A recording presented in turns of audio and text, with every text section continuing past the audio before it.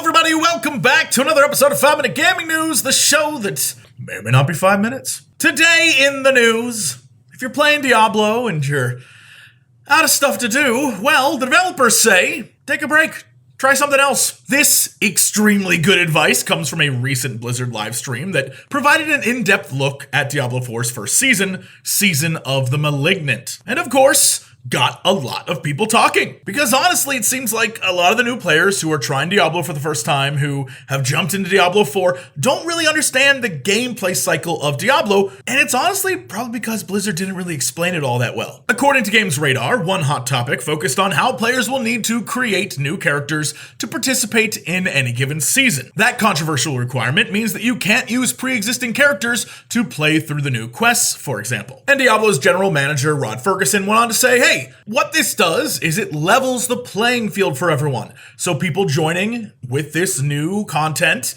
can start at the same place as everyone else. When you've reached all the goals and done the things you think are important, take a break, said Associate Game Director Joseph Papora. We do the same. He continued to explain that a great time to come back to the game is when a new season launches and there's new things to come check out. That's exactly when you should come back and check out Diablo 4 fresh. And yeah, as I'm sure you could guess, the response online from the community is mixed. A lot of opinions on this one. On the Diablo 4 Reddit, user level 96 Charizard shared the following. Please make me understand. How do we go from Diablo 3 with all of its quality of life and established fun linked elements to Diablo 4? How could the devs say the reason D4 is so bare is because it didn't have 10 years of development like D3? Shouldn't the new raw D4 have at the beginning what D3 had at the end? Isn't that how progress works? Never have I ever had a bigger urge to play D3 than while playing D4. Why do we have to wait 9 months for leaderboards and 6 months for a gem tab and 4 months to fix resists? What is happening, LOL? So first off, I know that there are some people out there who get really upset when devs say, hey, go play something else. We're busy cooking up stuff. Come back in a new season or come back when a new patch happens. But I assure you, the vast majority of players are fine with it, and people are just like, yeah, okay, I had other stuff to do anyway. And as a fan of say, Final Fantasy XIV, for example, I love that. It allows me to play other games and do different things,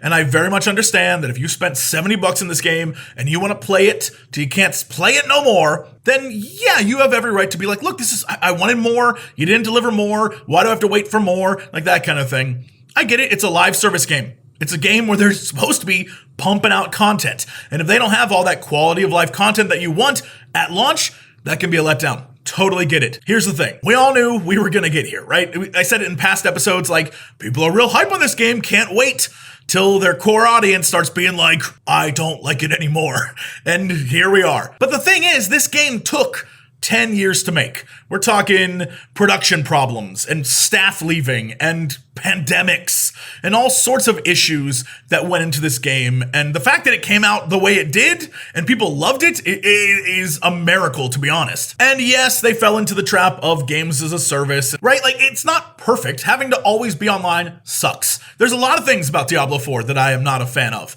but the idea of seasons coming from Diablo 3 in that space, it worked then, and I loved them. And I'm not a big min-max grinder kind of guy, but when I went back and played the different seasons, I enjoyed them.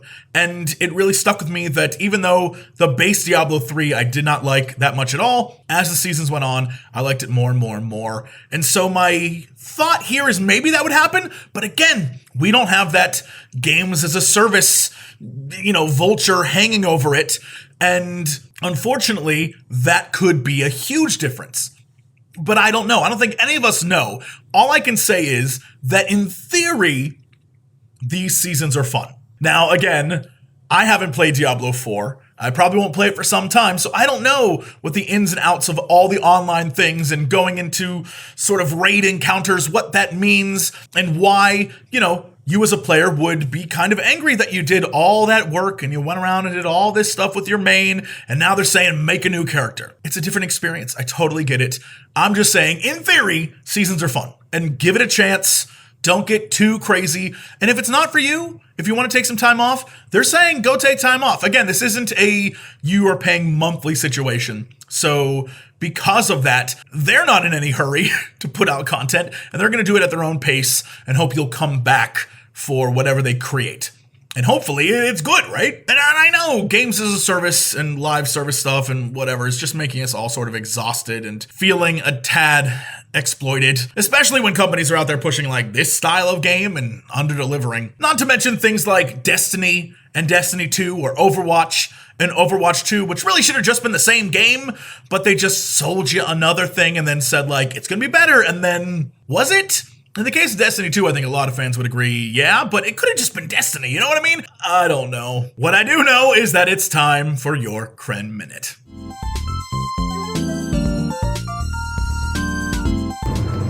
Hey everybody, how's it going? It's me, Crendor. Welcome back to the Kren Minute, my once a week segment where I have to talk about whatever I want for a minute. Today, I'm in my car. I'm eating Chipotle. I got a burrito bowl.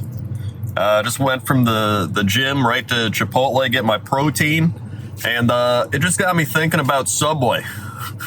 Which I know is kind of random, but I was like, fast food, right? Subway used to be a $5 footlong. You know how much it is now?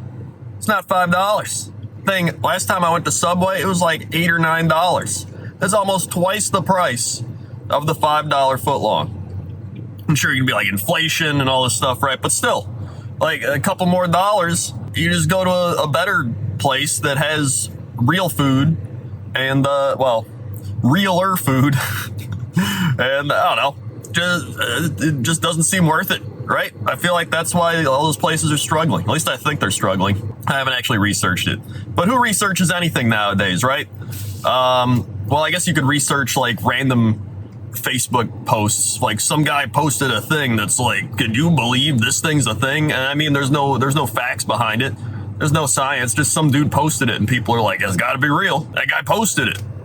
Go check out the youtube.com/Cox and Crendor podcast. Best podcast on the internet at being the worst podcast on the internet. See ya. Thanks, Crendor. Anyway, that is it for the show. Thanks so much for watching, hanging out with me all week while I've been here in London. Headed home this weekend. We'll be back in the office on Monday with some more news. All the things you've been looking forward to, the Final Fantasies and whatnot. We'll get with Skyrim, and it's going to start happening. And some fun videos next week. No spoilers. Not going to ruin that for you. And I'll see you then for another episode of 5 Minute Gaming News.